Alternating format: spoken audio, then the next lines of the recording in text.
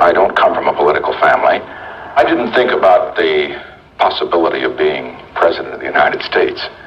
My mother didn't take me into her arms and tell me someday you'll be president.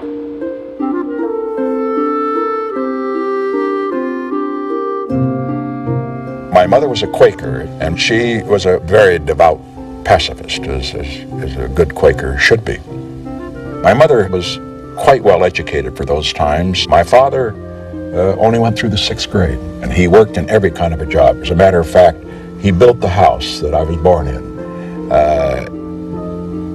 My father had a small store, and my brothers and I had worked in it as we worked before and after school in order to help work our way through school.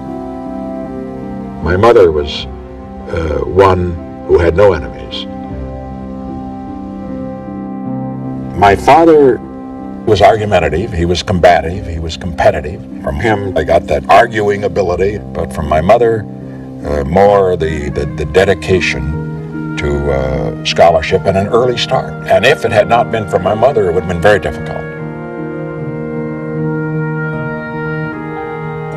My mother recalls that I played by ear, which I did before I ever took any lessons, and I became quite advanced. But I think it really came down to a choice. Would I concentrate on music, or should I move to debating and other areas?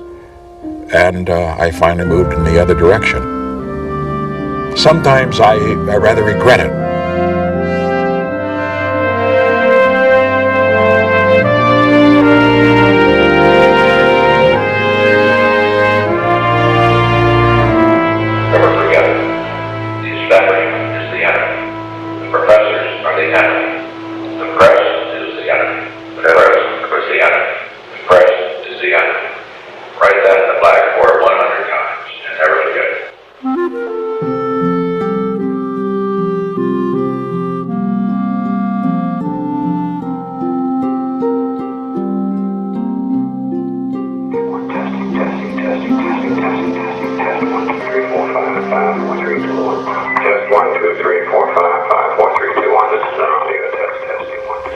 I remember the headlines. Nixon bugged himself.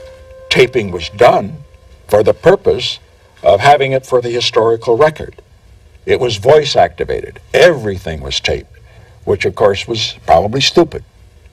There has been a new release of White House audio tapes and documents just out tonight from the Nixon Library in California. Say what you will about him, Richard Nixon is one of the most fascinating figures in American history. Just when we think we know everything there is to know about him, we find out something else. The recordings Richard Nixon intended for his own use continue to tell history, his uncensored story. The problem is that historians are going to grab an hour of tape when these tapes come out. And if you listen to a snippet of tape, you're going to form an impression of this man that's going to be wrong.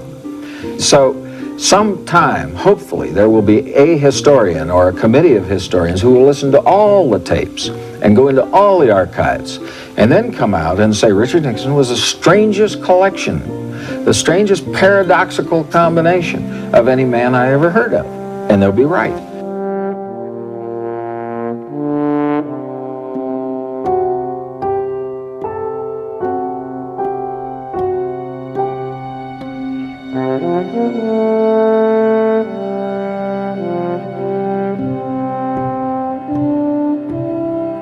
Mr. Nixon has always been a solitary figure, protected by only a few trusted associates.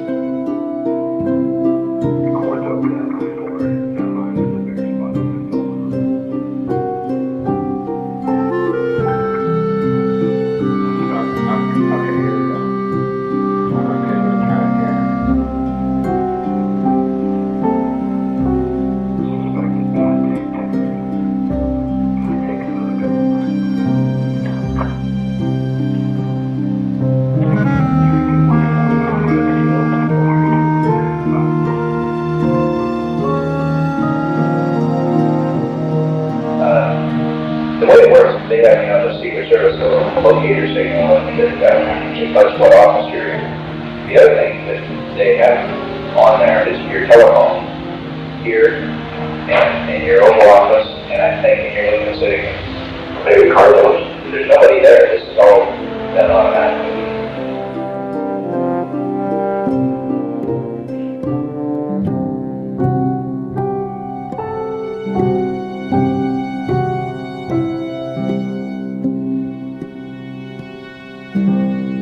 we were obsessed with secrecy.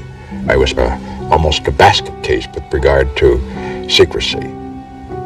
We have to recognize that this was wartime. That we were trying to prevent a communist takeover of South Vietnam. I wasn't thinking that much about the tape system that we had. My main concern was ending that war.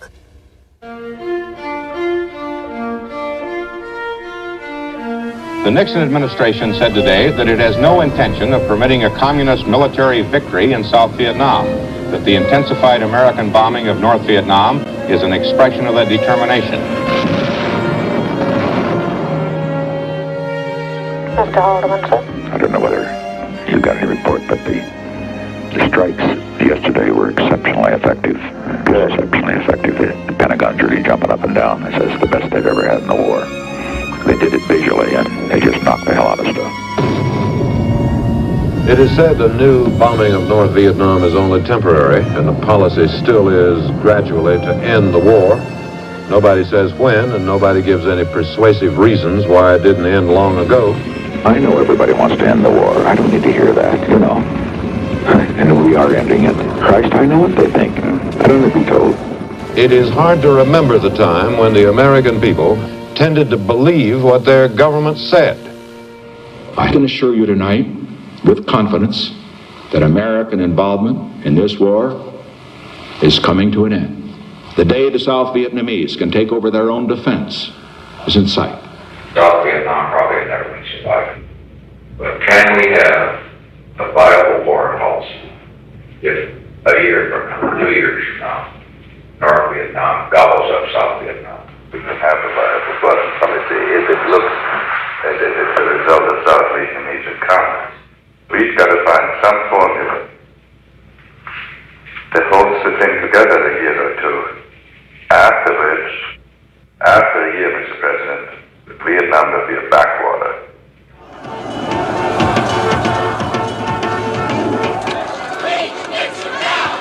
We're veterans of Vietnam, and we're telling the American people that the war is wrong. I want to ask you who you're going to believe, the veterans of Vietnam or Tricky Dick? Yeah, it really burns me up. We have no pride, do we, anymore, Henry? Nobody's got any pride anymore. They don't care about no real patriotism. Well, it is true that if you read the polls and everything else, there is a credibility, and about us, they don't believe us, there's a lack of confidence in the conduct of the war and so forth. If we start, simpering around and catering to these bastards, hell, they'll just eat us alive. Each day to facilitate the process by which the United States washes her hands of Vietnam, someone has to die so that President Nixon won't be, and these are his words, the first president to lose a war. This fellow Kerry, hell, he turns out to be really quite a phony. Well, he is sort of a phony, isn't he? I realize in this room there are many reporters who disagree with my policy to bring the war to an end in the way that I believe it should be ended, and who probably agree with the views of the demonstrators. I was insisting on and worked for peace with honor, and they wanted peace at any price. Richard Nixon was elected to end the war. This bloodbath started long ago, and we are a part of it, and it will continue daily as long as the war continues.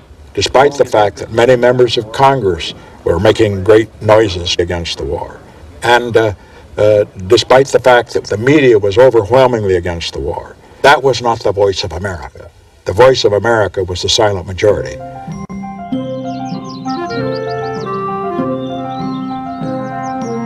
Tricia Nixon and Edward Cox will be married tomorrow.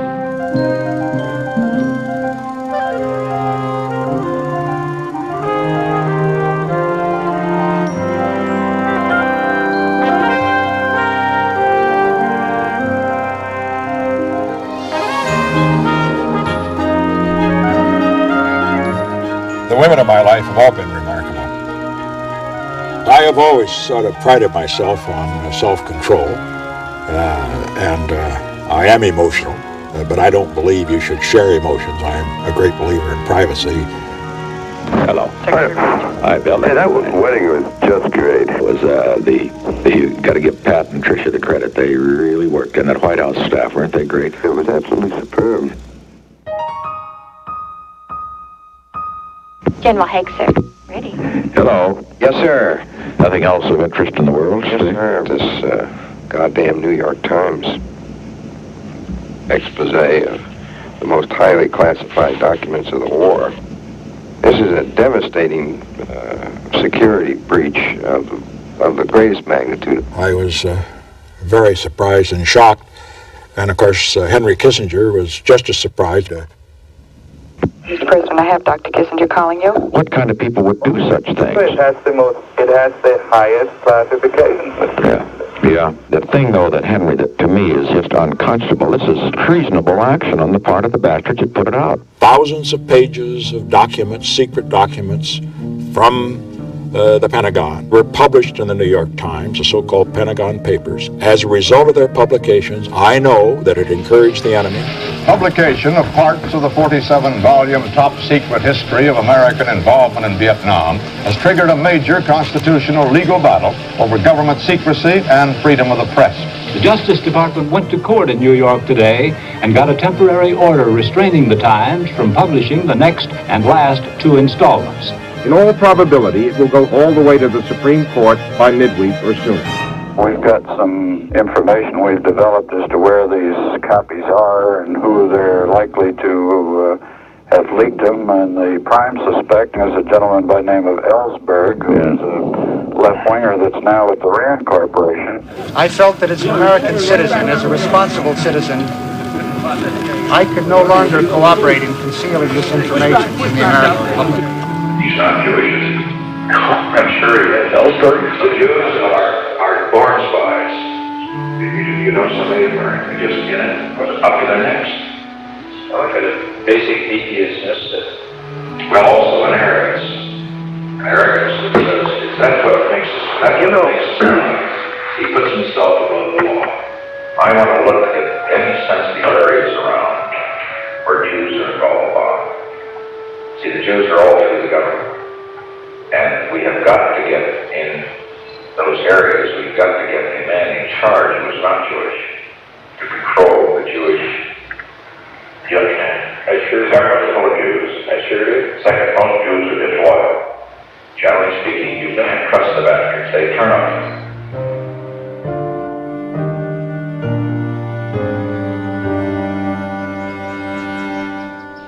The Supreme Court said no to the government and yes to the newspapers, voting 6-3 to let the New York Times and the Washington Post print the rest of the Pentagon Papers.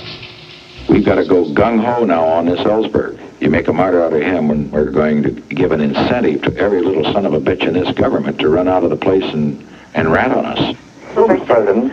Edgar, well, I'd like to check some of the other people around him. That's the others. I think there's a conspiracy involved here. This fellow Sheehan of the New York Times is involved. This fellow Jack Anderson here in Washington, that skunk that we have here. Is he in it too? Oh yeah, he's in it. We're up against a conspiracy. They're using any means. We are going to use any means. Is that clear? No, you're keeping it on the wall. I really need son of a bitch to work his butt off. Do it this time.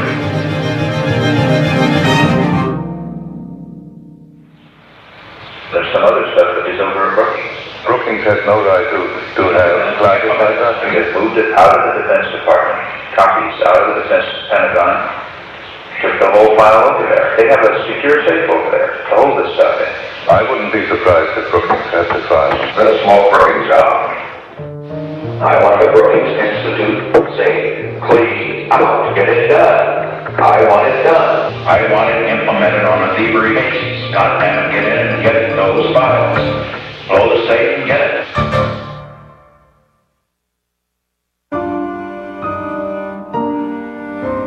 Domestically, the most important achievement, without question, were the appointments to the Supreme Court. We left a lot of blood on the floor, but we changed history in the United States. How can you tell us when you may make a nomination or nominations for the Supreme Court? I will make the nominations next week. Both. Both. Mr. President, sir, you're going to have a woman on there, aren't you? I certainly don't rule out a woman. Incidentally, at least 2 women are under consideration at this time. In preparation for naming 2 Supreme Court nominees next week, President Nixon has asked the American Bar Association to investigate 6 potential choices. And the bar has been asked to concentrate first on Judge Mildred Lilly of the California Court of Appeals. Hello. Yeah, how are you getting along with the woman? Did you find out, or do you know that she's Catholic? People will see that she's not one of these frigid bitches, you know. I tried, I know, the terrible ones. Yeah.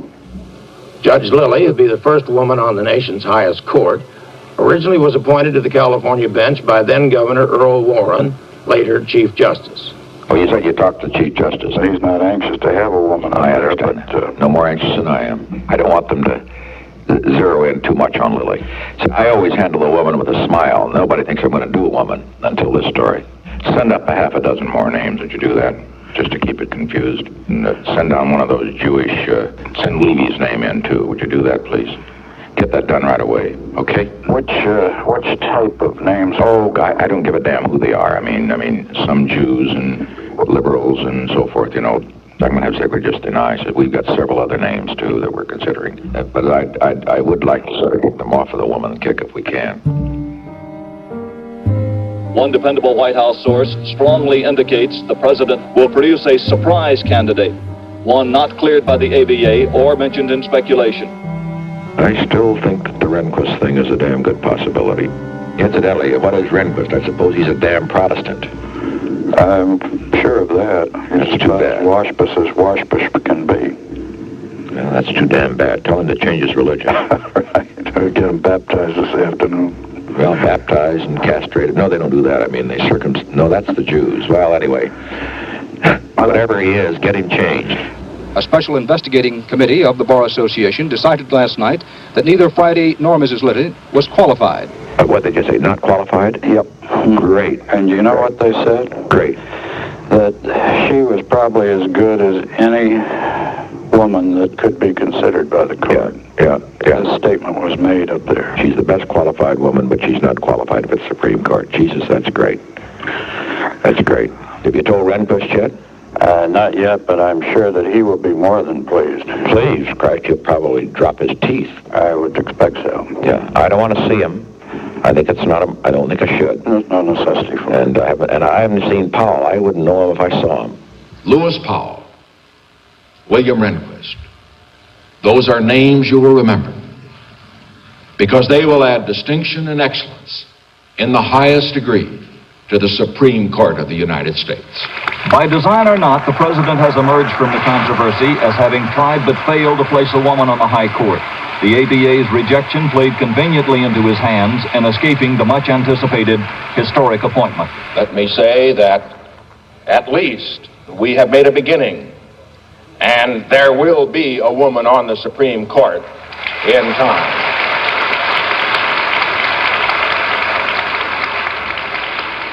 Daddy, do you want to go out to dinner tonight, Trader Vic's or something? Well, I'll tell you, if Mommy would like to go, I think it'd be a nice idea. Hey, so you explore it with her, and is Tricia around? Yeah, and I think she'd like to go. All right, honey. Okay, Daddy. Well, and everything's fine. Everything's Okay, great. Okay, bye. Yeah, bye. The traditional high ladies' job in government today was filled in a conventional way. The president nominated Mrs. Romana Buenuelos to the post of Treasurer of the United States. The Ramona Food Company in Gardena, California is owned by Mrs. Romana Buenuelos, President Nixon's nominee to be Treasurer of the United States. Yesterday, federal immigration agents raided the company for the 6th time, seeking illegal aliens working in the plant. All I can say is that this company has consistently been found to employ illegal aliens at least 6 times. John? Yes, sir. The fellow out there in the Immigration Service is a kike by the name of Rosenberg. He is to be out. He is to be out. I don't give a goddamn what the story is. He went on television. You put him out for going on television, which is a violation.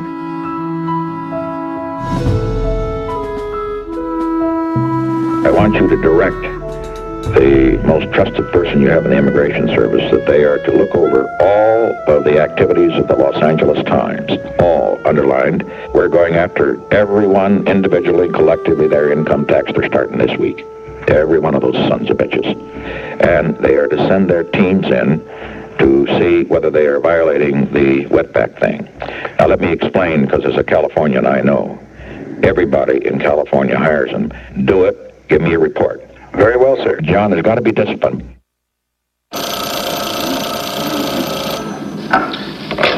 Hello. Secretary of the Treasury is just in my office and told me the good news that you were confirmed and unanimously.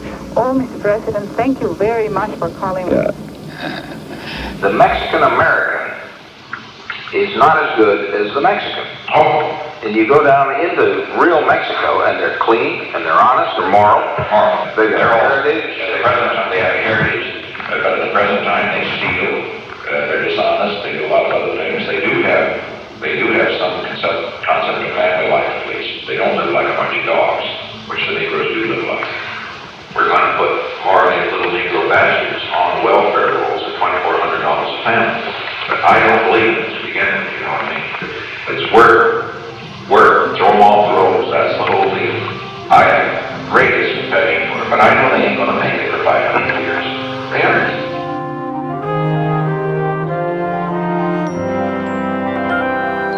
I suppose everyone would like to be remembered particularly for his major achievements.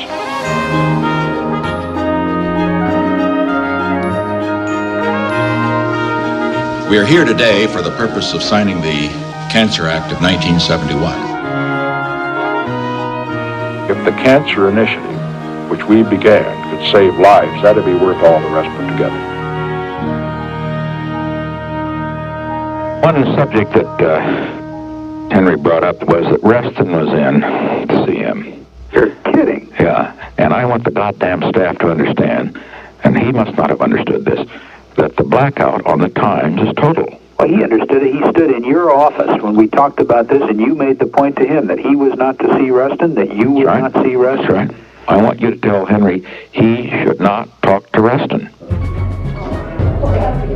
I invite the press in because I feel very honored to make this presentation. The President's relations with the press are more restricted and controlled in his behalf than those of any other modern-day president. If you already have one, that makes two. Well, we just give you little trinkets for coming in. Mr. Colson, sir. Yeah.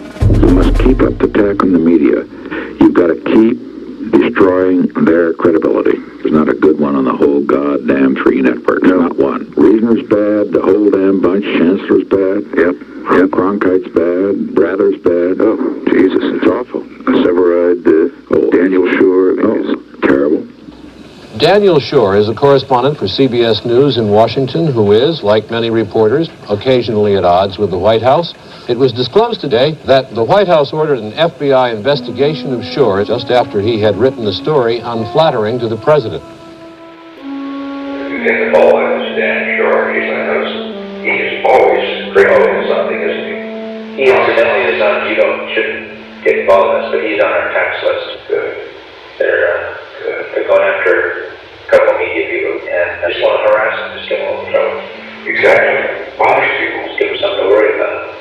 It's routine. To a great many citizens of this country, it is no longer an honorable thing to be a news broadcaster. The administration has set the country against us, apparently by some design. Because if you can discredit the press, then it doesn't matter much more what they say. Mr. President, as you enter this election year, public opinion polls indicated that the American people, about 50%, said that you lacked personal warmth and compassion. Why do you suppose that is?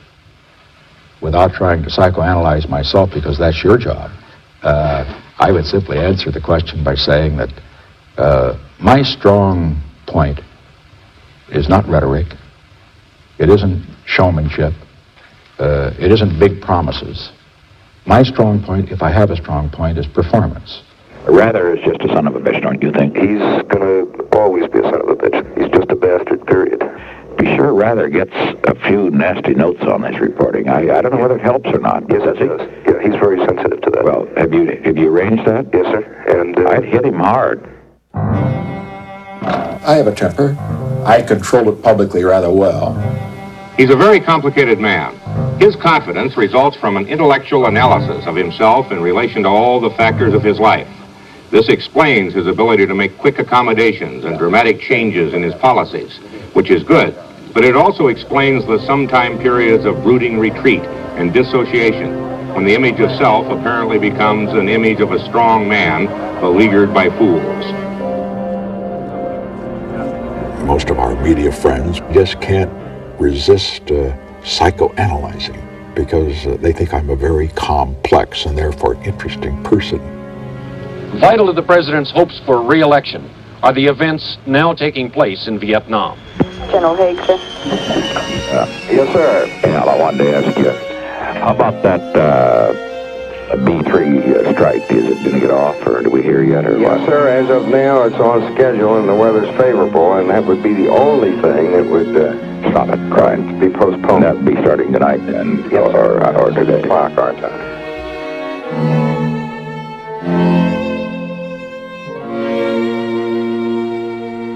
We have as our special guest tonight the very famous choral group, the Raycon of Singers. And if the music is square, it's because I like it square.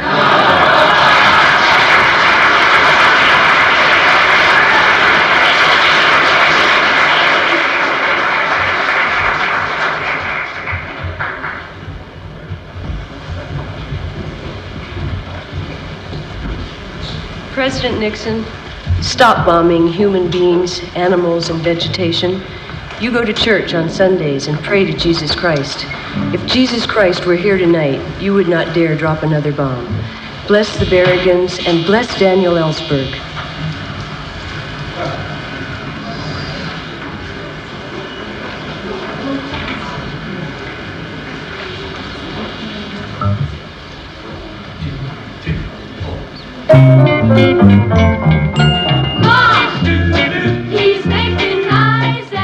Wasn't that the goddamnedest thing you ever saw? You know what gave her away, John, when she said God bless Ellsberg? Well, then they knew that she was one of these... Completely way out, probably communist. But I don't think it was an accident. I think it was a plant. I suppose the Secret Service have found out whether that's the case or not. They have to be very careful to be sure that doesn't be like we're persecuting the bitch.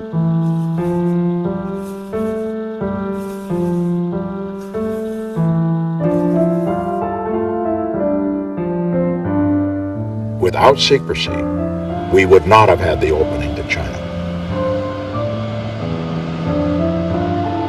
On the visit to China, the press will be limited. We will select the press. That's the one condition. We have to select the press. And it'll be the 3 networks, the 2 wires, and 1 cool man for the specials. 1. That's all we're going to take. We're taking 1. You understand?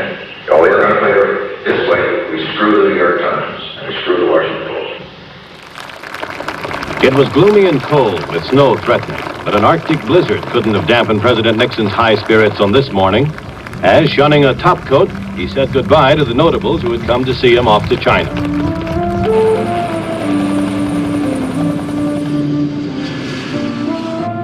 China was an unknown land. I'd read about it all my life. It was a land of mystery, and the fact that we hadn't had communication with them for 25 years built up that mystery.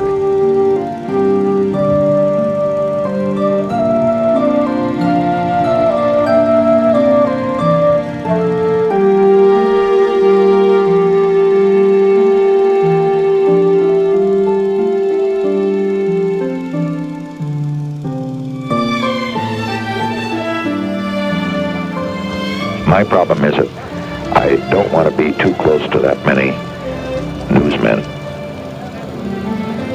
I've seen Gerald, I didn't see you. Good morning, you're working without a hat. Gerald worked for you, you worked for him. We are all equal workers in America. ABC.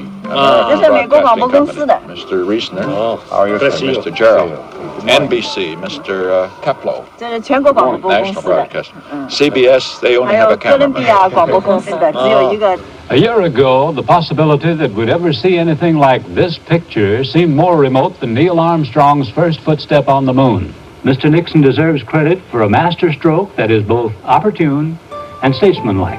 We knew that we were at a watershed event in human history. If it had not been undertaken, and if China had been forced back under the Soviet umbrella, the geopolitical relationship and balance in the world would be almost hopelessly against us at this time.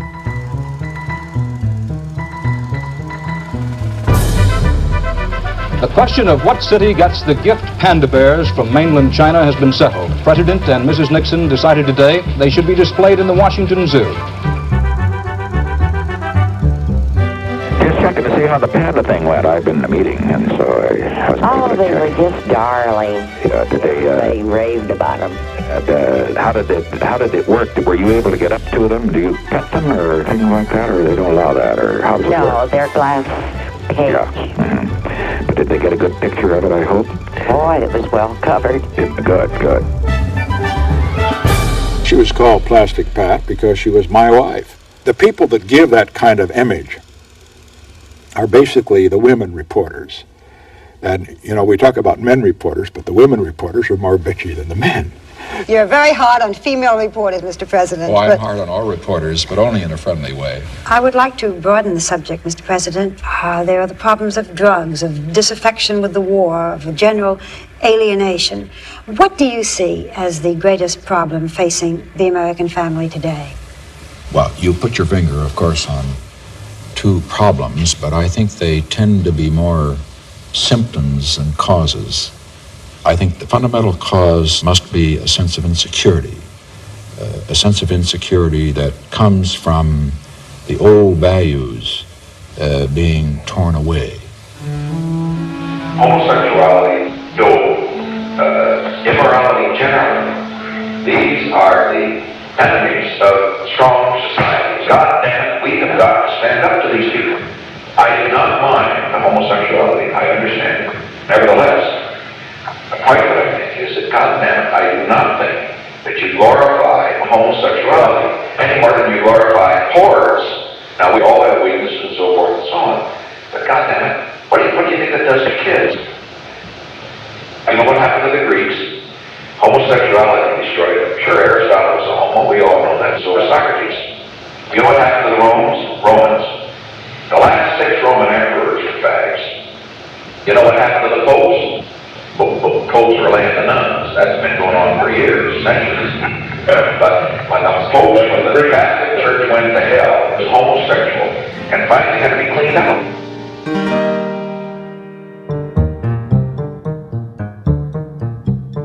The United States is assembling one of the largest naval strike forces in the history of the war off the Vietnamese coast. Have you carried out the order that I gave last night, 12 hours ago, regard to using naval gunfire on the road above the DMZ in North Vietnam? Yes, sir. Get all the cruisers and destroyers in the 7th Fleet in that area and get in there as fast as you can. Yes, sir.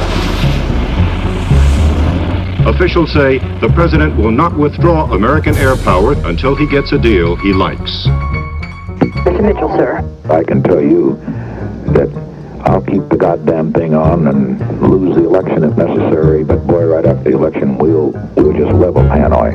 I mean level it. We have to be thinking in terms of an all-out bombing attack. Now, by an all-out bombing attack, I am thinking of things that go far beyond. I'm thinking of dikes. I'm thinking of natural railroad. I'm thinking of, of course, the docks. Within the past week, there have been reports of eyewitnesses claiming to have seen American planes hit dikes and dams. And the question is, has such bombing occurred? Mr. Rather, we have had orders out not to hit dikes because the result in terms of civilian casualties would be extraordinary. American jets and destroyers got the green light today and struck back with a vengeance against targets in North Vietnam. The principal enemy the past few days has been the weather. It is miserable. Mr. Kissinger. Wonder if you'd had any report on the weather. Goddamn bastards can't go. I get these goddamn Air Force guys to fly. The Air Force didn't do a goddamn thing for the last 3 days, as you know. Not one goddamn thing in North Vietnam. Because the little bastards were afraid that they might lose a plane because they couldn't see. I am tired of this bullshit. It's been in every paper in this town, and I want the military to shift, or there's going to be a new chief of staff all up and down the line. You would take care of it. Right now, is that clear? Yes, sir. Now get them off their ass. Are you bitching about it? No, sir. They're afraid that the weather isn't good enough. They got to have 5,000-foot ceilings. We got to have Israelis fly in 1,000-foot ceilings. Now tell them to get off their goddamn ass and do the job.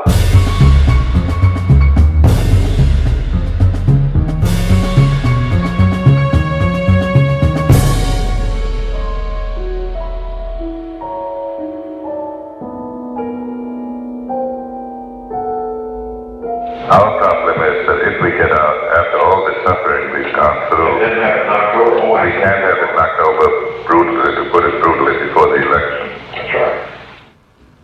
We know that thousands of soldiers of North and South Vietnam and tens of thousands of innocent men and women and children will die in Indochina in 1972 for the simple reason that President Nixon will not allow the Saigon government to falter until he is secure at home for another term of office. I wish to Christ they could get at Kennedy, though. I mean, that son of a bitch, Jesus Christ. He really is, there is a man totally without, that's right, scruples. He's got smart little kikes working for him. Well, they've been pumping him up. Teddy is a typical Irish extrovert politician, but Jack was more withdrawn and more private. The thing I remember about Kennedy more than anything else was when we debated. I sensed that he was very shy, frankly, as I was. Let me see the tight shot on counter one, please. Let me see one wider than that. I think I better shave. Right in here, please. I resisted the attempt of my own advisors to have the lighting tests, the makeup tests, and so forth that they wanted before the debate. That was a mistake. It's the picture that counts, far more than what the candidate says when television is concerned. If the present trend continues, if Mr. Kennedy, Senator Kennedy, will be the next president of the United States.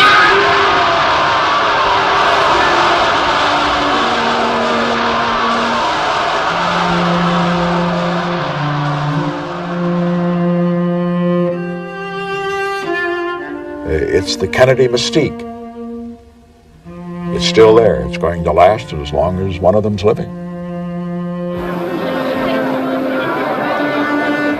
Kennedy has written asking for Secret Service protection.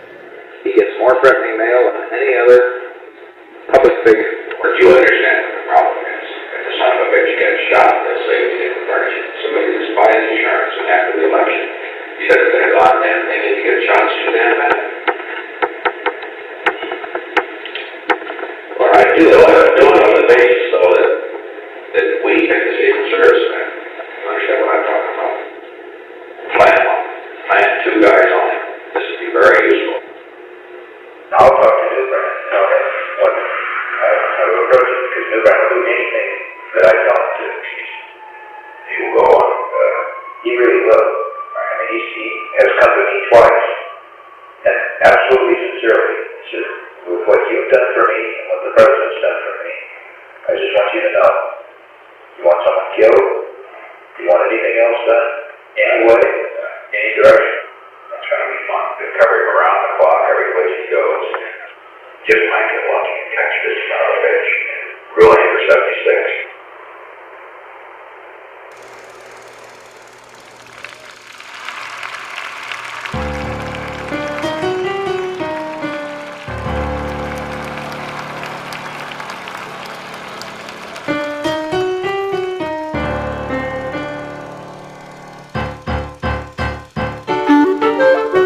President Nixon's Air Force One touched down at Moscow's Vnukovo Airport and rolled up to the isolated VIP reception building at a remote side of the field.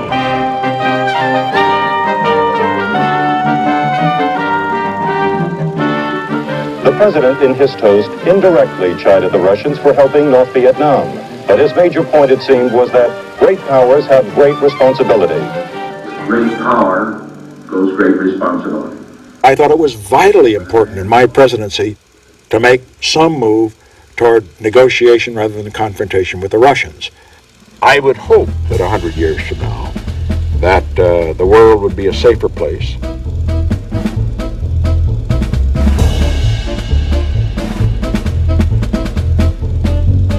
We were negotiating an arms control agreement.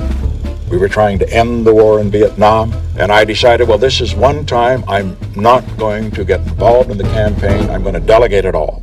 That was a mistake. There's no excuse for what happened.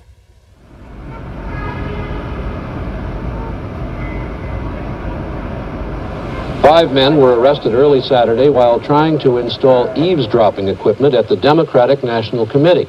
And it turns out that one of them has an office in the headquarters of the Committee for the Re-election of the President.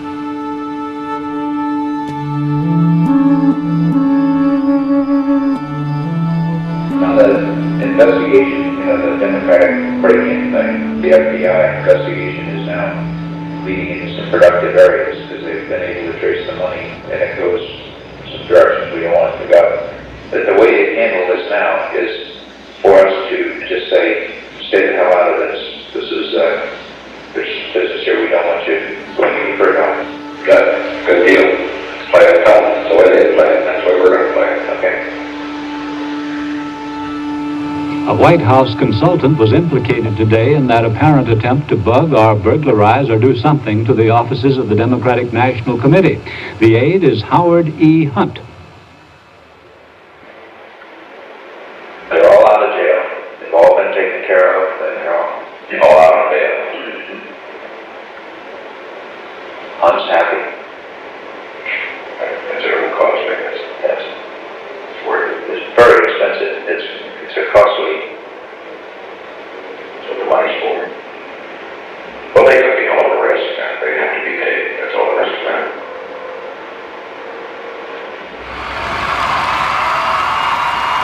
Just before 3 o'clock this morning in Miami Beach, the Democrats' nominee was George McGovern, the unconventional senator from South Dakota. Never underestimate the power of Richard Nixon to bring harmony to Democratic ranks.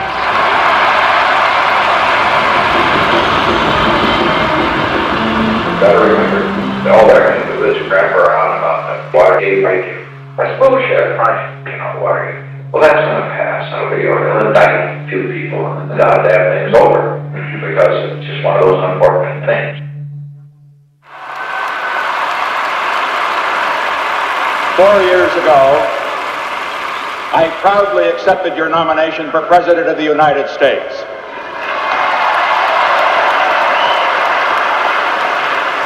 Tonight, I again proudly accept your nomination for President of the United States.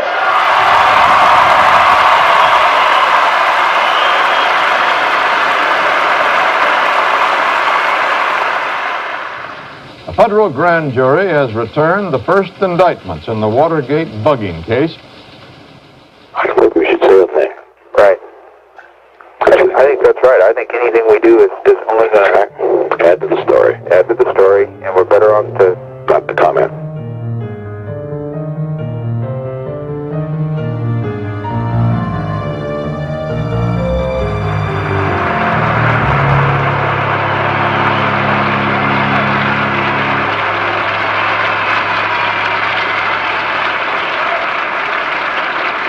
We shall, under no circumstances, abandon our POWs and our MIAs, wherever they are.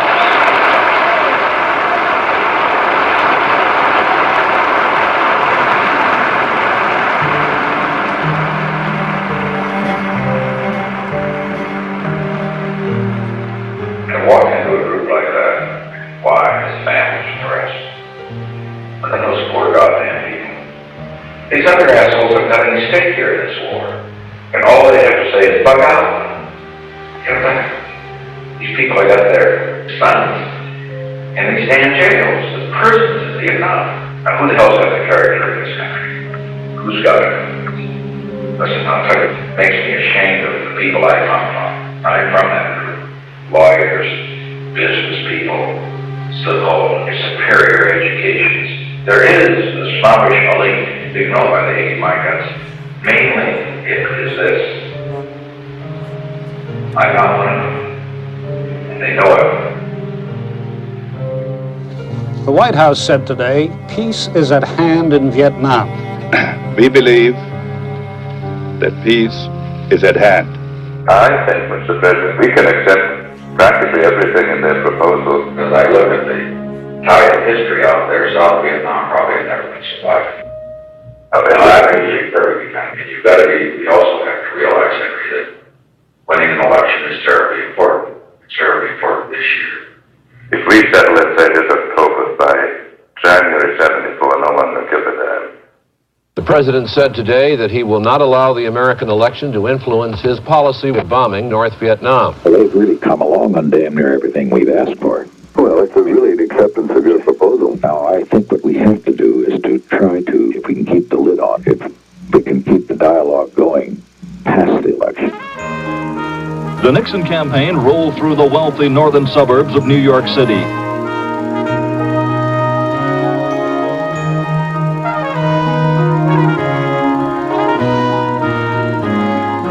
It all gets down to character, the national character. McGovern is for softening the character, and I'm for toughening it up.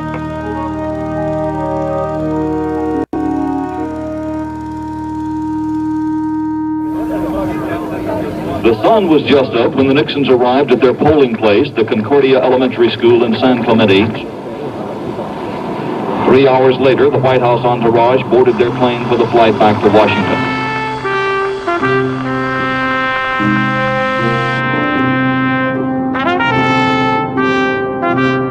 President Nixon appears to have won re-election by the largest absolute majority ever in American history. You can see the dimensions of Mr. Nixon's landslide tonight. President Nixon with 63%, stunning performance. I simply want to say from the bottom of my heart, thanks for making our last campaign the very best one of all. Thank you.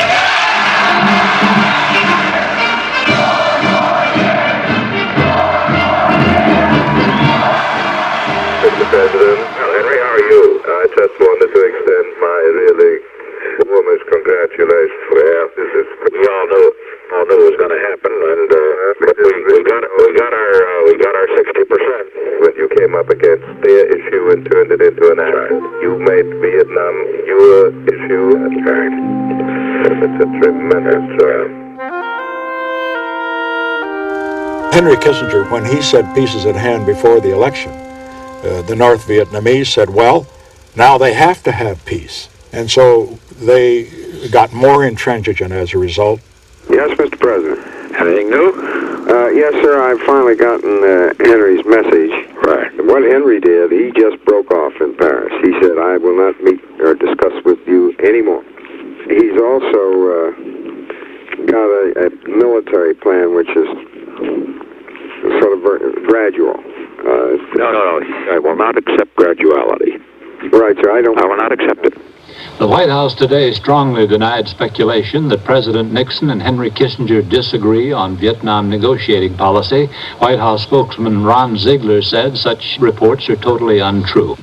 If you put yourself in Henry Kissinger's shoes, he is going to spend a good part of the remainder of his life justifying why peace was at hand, but then it wasn't later at hand. Oh, yeah. I don't think there's any question where that damned article came from. Reston is known as the dean of the establishment journalists, and he calls Henry, and Henry takes the call. And can't we really check to see your check the White House operators have? Our gals here don't keep any records, except well, they're out there. Somebody who keeps Henry's records. God damn it, we got to know the record of every call. From now on, I want a record of every one of his calls. Let's have that. I do it in the most discreet way possible. Time magazine said the administration ordered the FBI to tap the phones of both reporters and White House staff members in an attempt to prevent news leaks. Mr. President, after we started keeping the log on Henry's call, what'd you find out?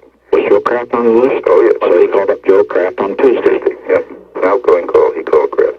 And Joe Kraft then writes an article yesterday that just goddamn. He called Kraft. I'll be a son of a bitch. Now they're going to keep the log on people and phones, so we'll... Right. And incidentally, I want it on his private phone, too. We can get that, can't we? I think we can. Sure. God damn it, we get it through the FBI. Oh, yes, yeah.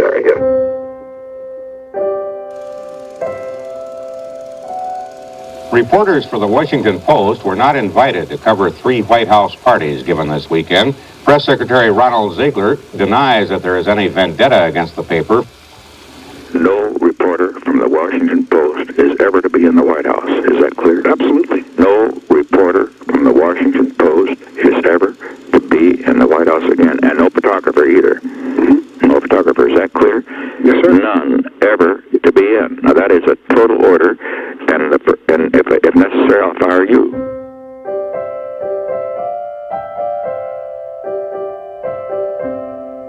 The most difficult military decision of my whole presidency was the so-called Christmas bombing of 1972. I decided it was time to get it over with. We're going to say we're doing this because they won't return our prisoner before Christmas. That's right. That's right. They were supposed to do it. They wouldn't agree, and we're going to bond and we get those prisoners back. President Nixon today took off the kid gloves and once again flexed America's air muscle. I was convinced that it would break the deadlock in the negotiations. Henry Kissinger agreed that that was the case. Mr. President, I just wanted to tell you that the third wave of B-52s got out and no planes shot down. Good. So, did you hear anything? Radio Hanoi has been off the air for 10 hours. All right, good. And that is bound to create havoc up there. The administration contends that the raids are not terror bombing. The shift to the larger B-52s would seem to indicate that the raids have been designed for psychological as well as military gain. Mr. Colson, sir. The American people need some explanation of why it is we're continuing to bomb, and that it isn't simply an exercise in trying to decimate a country. It's too damn bad we aren't decimating the country.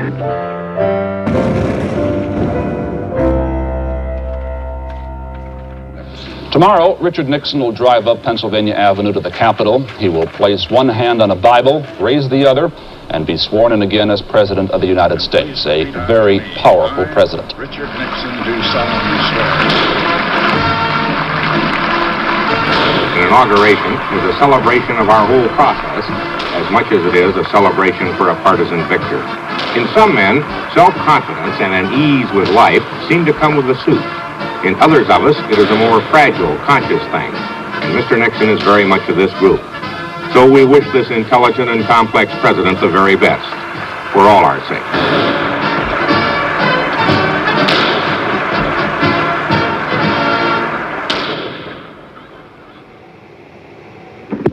Hi, Dick. Oh, I thought you'd like to know and tell the girls that Kissinger's on his way back and we got the agreement. Oh, great. So, you tell them. Isn't that marvelous? Okay. It's wonderful. Okay. Yeah, good. Bye. Dr. Kissinger arrived at Andrews Air Force Base outside Washington in the early evening. He was carrying with him a ceasefire agreement initialed in Paris. Now, do you think we should have a picture with you and Henry tonight when he arrives back? No. Okay. I don't think so. I think we don't want to build the Henry thing up all that much. I don't think we should have a picture. No. We today have concluded an agreement to end the war and bring peace with honor in Vietnam and in Southeast Asia. That had to be not only the greatest experience as president, but also, I think, of all my public life. January 23, 1973. The agreement on ending the war. We finally have achieved a peace with honor. I know it gags some of you to write that phrase, but that is true. I think there's some guys over there doing a little gagging this morning. Oh, yeah, when I said this is going to gag you to write peace with honor. Yeah. But it was done. There was no Watergate thing even mentioned. You know? What the hell? Why do people want to write about subject B? They want to write about subject A. The president said that no one presently employed in the government was connected with the Watergate bugging case. That would certainly include you. I don't know anything about the Watergate incident. Goddamn Watergate. There's just too damn many people involved. Oh, sure. The whole goddamn story's going to come out.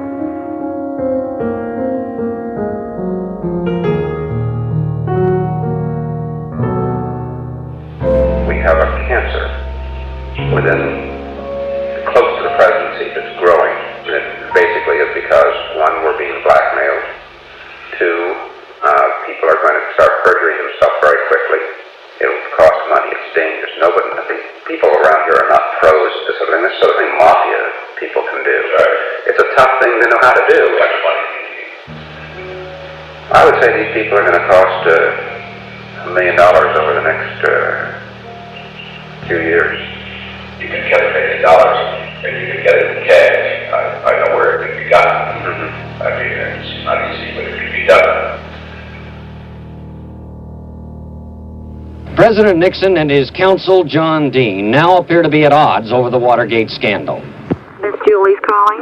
Hello? Hello. Daddy? Hi, Julie. I want you to hear something cheery. We've got the new music machine up in the solarium. It has a TV, and on top of the TV is a record player, and on top of that a tape cassette.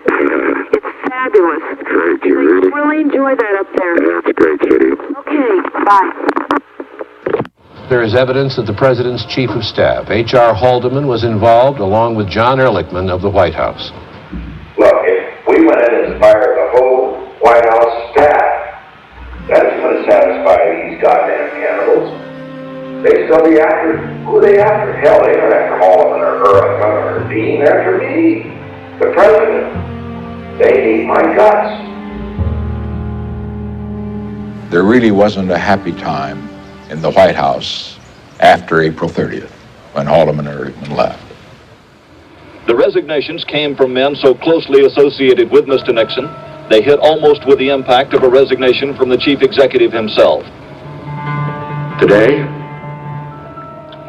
in one of the most difficult decisions of my presidency, I accepted the resignations of two of my closest associates in the White House, Bob Haldeman, John Ehrlichman, two of the finest public servants it has been my privilege to know.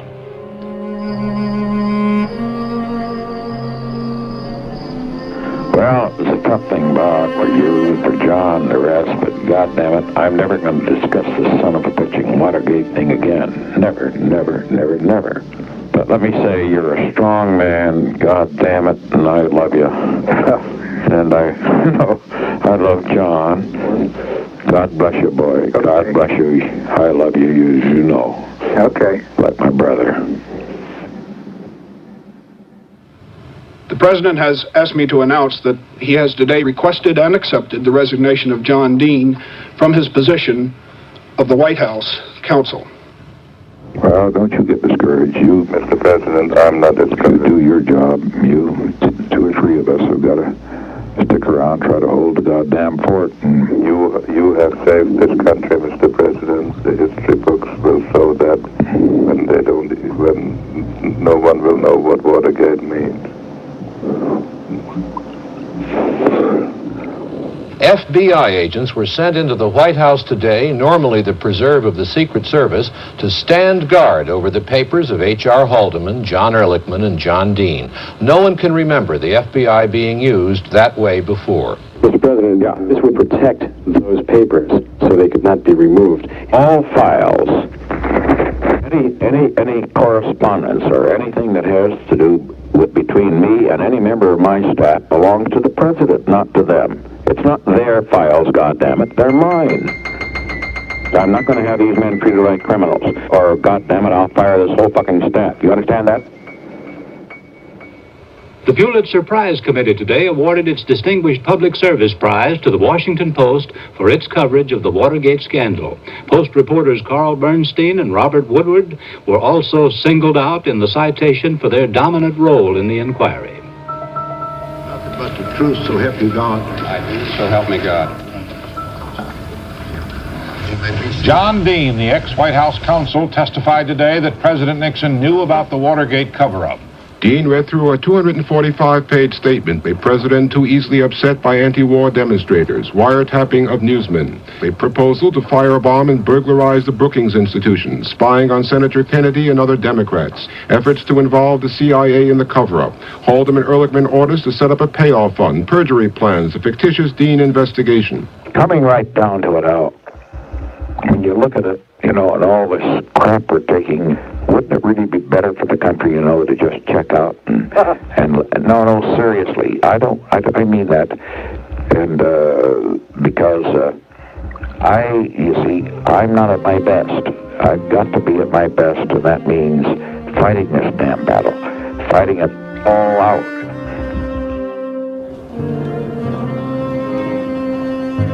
There was a surprise witness at the Watergate hearings today, and he made a dramatic disclosure. You aware of the installation of any listening devices in the Oval Office of the President? I was aware of listening devices. Yes, sir. Alexander Butterfield, former aide to H.R. Haldeman, said that President Nixon ordered secret electronic listening devices installed in his offices and on his telephones. But so far as you know, all telephone calls were also recorded. From the President's office telephone on his desk in the Oval Office and his regular office phone in the Executive Office building and the desk telephone in his study at Camp David and his telephone in the Lincoln sitting room. Those 4 phones. The White House today confirmed that the president no longer secretly records conversations. The Deputy News Secretary Gerald Warren said, quote, "The system has been deactivated." When asked why, he answered, quote, "The system has been compromised." The Secret Service says it guards the Nixon tapes, but that the tapes are in the control and custody of the White House. The pressure is on the president to produce those tapes, or run the grave risk that public opinion will decide he can't because of what is on them. The White House made it clear today that President Nixon has decided not to release tapes of his conversations to the Senate Watergate Committee. Let others wallow in Watergate. We're going to do our job. The president then has drawn a firm line, a line around the White House. He will not release the tape recordings, not even under threat of subpoena. That set the stage for what may well be the biggest constitutional confrontation in our history. It may be some time before the Supreme Court makes the final decision.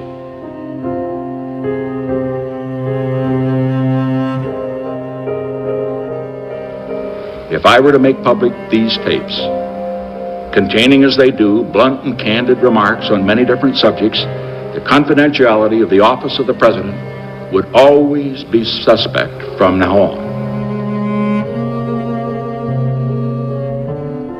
The president has fired the special Watergate prosecutor, Archibald Cox, and the attorney general has resigned. Elliot Richardson has quit, saying he cannot carry out Mr. Nixon's instructions. The president knew he faced a movement toward impeachment by some members of the House of Representatives.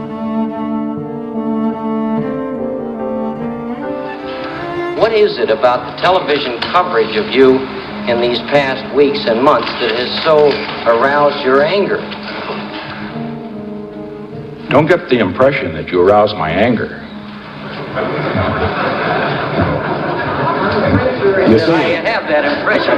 You see, one can only be angry with those he respects.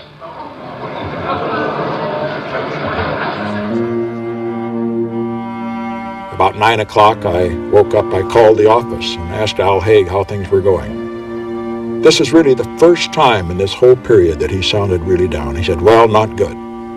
He said, the Supreme Court has just come down with a decision. When the decision came, it came with maximum impact. One decision, unanimous, delivered by the Chief Justice Warren Burger. President Nixon has not yet responded to the sledgehammer decision of the Supreme Court today, which ruled that he must immediately turn over tapes of 64 presidential conversations.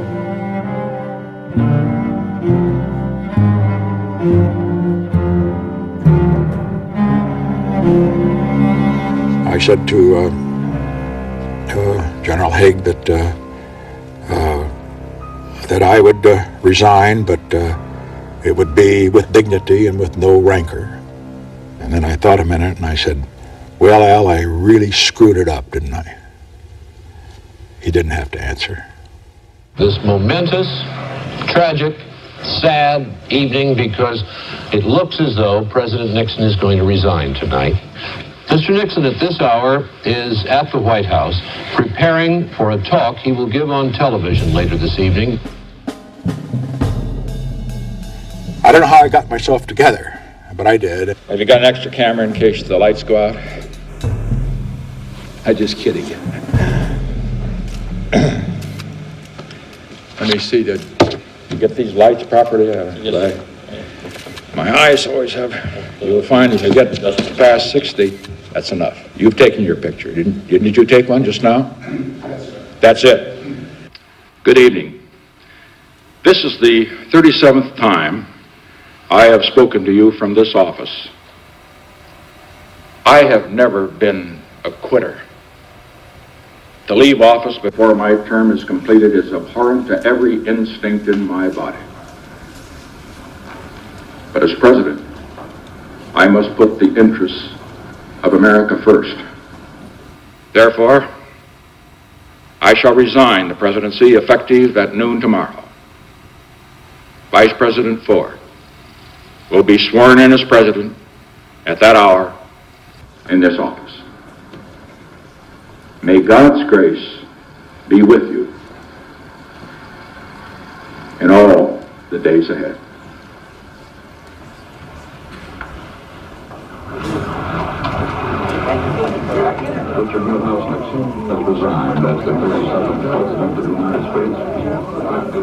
What is history going to say? How is it going to judge Richard Nixon?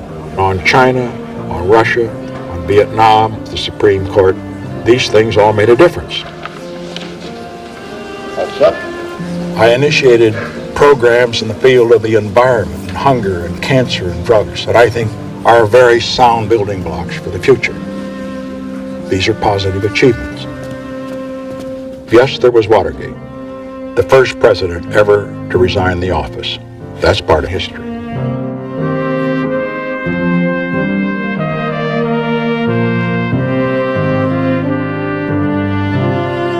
Always remember, others may hate you, but those who hate you don't win unless you hate them. And then you destroy yourself.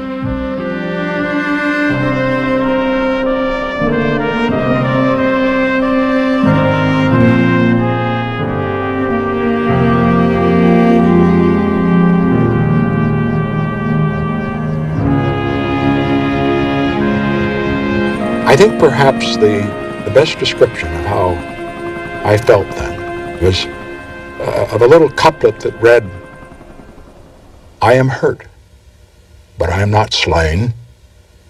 I shall lay me down and bleed a while, and I shall rise and fight again." That's the story of my life.